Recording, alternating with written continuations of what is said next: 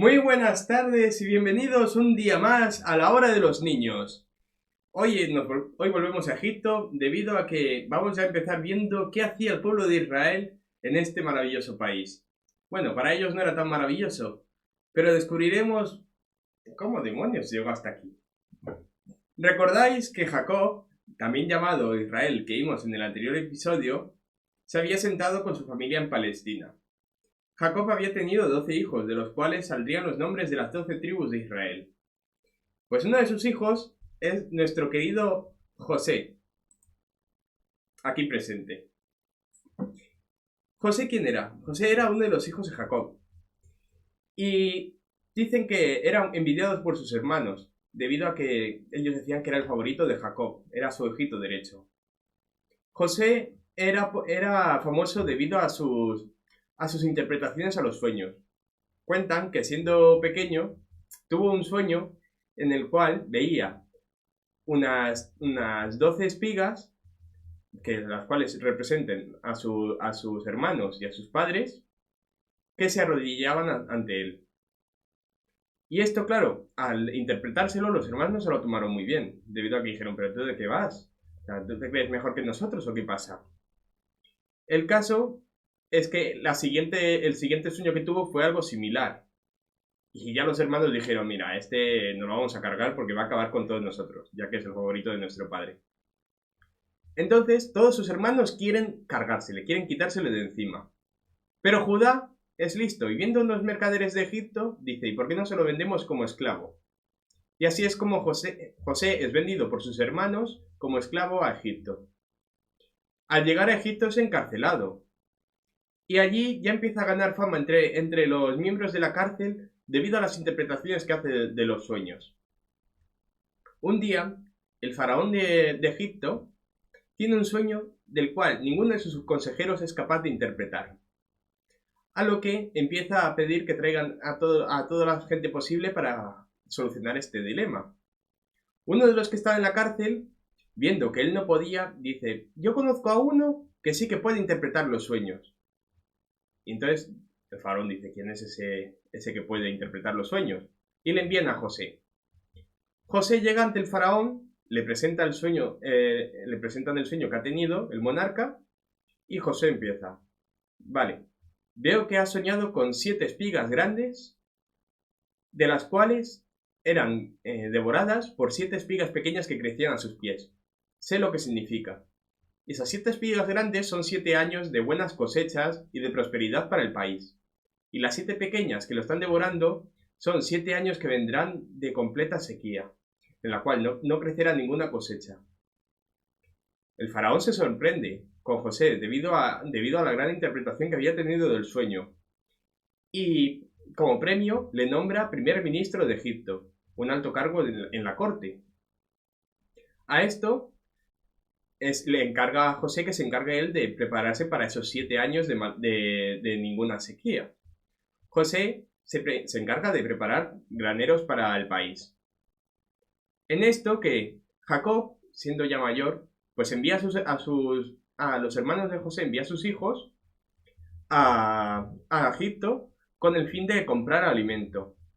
Allí se encuentran con un José que tras verles, primero no les reconoce y entonces lo primero que le hacen es que se creen que son espías del país enemigo y entonces decide encarcelarlos. Los hermanos temerosos le reconocen y le dicen que él es hijo de Jacob y que ellos son sus hermanos. José sigue sin creerlo. Entonces lo que hacen los hermanos es que permiten que encarcelen a uno, mientras que el resto va en busca de su padre y de su hermano pequeño Benjamín, que se había quedado a cargo de Jacob. José lo concede. El caso es que vuelven sus hermanos, pasados los meses llegando del otro país, vuelven sus hermanos con Benjamín, el más pequeño de todos los hermanos. José al verlo se conmueve, se entristece y se llena de alegría al ver al más pequeño de sus hermanos, pues aún le recordaba. A lo que José decide pues volverse a juntar con sus hermanos y perdonarles. Quedan ahí unos días, les invita a su casa y es entonces cuando los hermanos deciden pues convencer a Jacob para que vaya a Egipto, que se vaya con ellos a vivir allí. Jacob es duro de convencer, pero al final decide regresar a Egipto. Entonces se produce el encuentro entre José y Jacob. Padre e hijo vuelven a juntarse tras haber estado separados. Jacob muere al final allí en Egipto, en compañía de José y sus hijos. Pero claro, manda a ser enterrado en Palestina. Entonces aquí ya tenemos que es el pueblo de Israel el que está ahora mismo en Egipto. Y aquí empiezan ya a cumplirse las promesas que se le habían hecho a Abraham, la de la descendencia, la de vas a tener numerosos hijos que van a heredar países. Pues aquí vemos como Israel va creciendo en medio del país de Egipto. Allí en total estarán unos 430 años. En Egipto se tirarán una burrada de años. Y claro, pues ante tantos años el faraón va cambiando. Entonces surge un nuevo faraón, en el cual viendo que el pueblo de Israel era muy numeroso, empieza a tener miedo de ellos, pues desconfiaba, decía, este pueblo no puede traer nada bueno. Entonces lo primero que hace es que somete a todos los israelitas a trabajos forzosos, a una esclavitud. También el faraón lo que hace es fijarse en la fecundidad, en la fertilidad de las mujeres israelitas. Entonces lo que decide es limitar su descendencia, asesinando a todos los hijos. Así podría mantener al pueblo controlado y sometido. Y aquí es cuando vemos que aparece en nuestra historia el siguiente personaje del cual hablaremos más detenidamente en otros capítulos, que será Moisés. ¿Moisés quién es? Moisés es hijo de una israelita de esas, a las cuales el faraón estaba persiguiendo para matarlos, que ante el miedo metió al niño en un canasto y lo dejó a orillas del río. El niño iba por el Nilo bajando hasta que llega al lugar donde estaba la princesa, la hija del faraón, estaba bañándose y se encuentra con el canasto y el niño dentro.